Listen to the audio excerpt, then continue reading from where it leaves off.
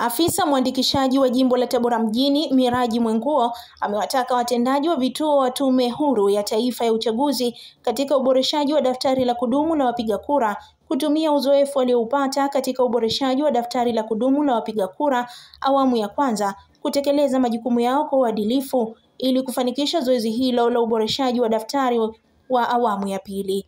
Mwenguo amezungumza hayo leo Aprili 29 mwaka huu 2025 katika ukumbi wa Mwanakiyungi, ofisi ya mkuu wa mkoa wa Tabora, wakati akifungua mafunzo ya watendaji hao katika manispaa ya Tabora.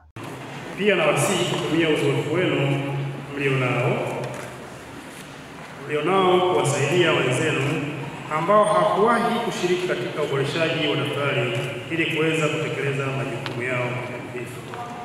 Mwisho, ninatoa wito kwenu kuhakikisha mnavitunza vifaa vyote vitakavyotumika katika uboreshaji na kuzingatia maelekezo yote yatakayotolewa na tume ili muweze kuyafanyia kazi kwa usahihi wakati wa zoezi litakapokuwa limeanza.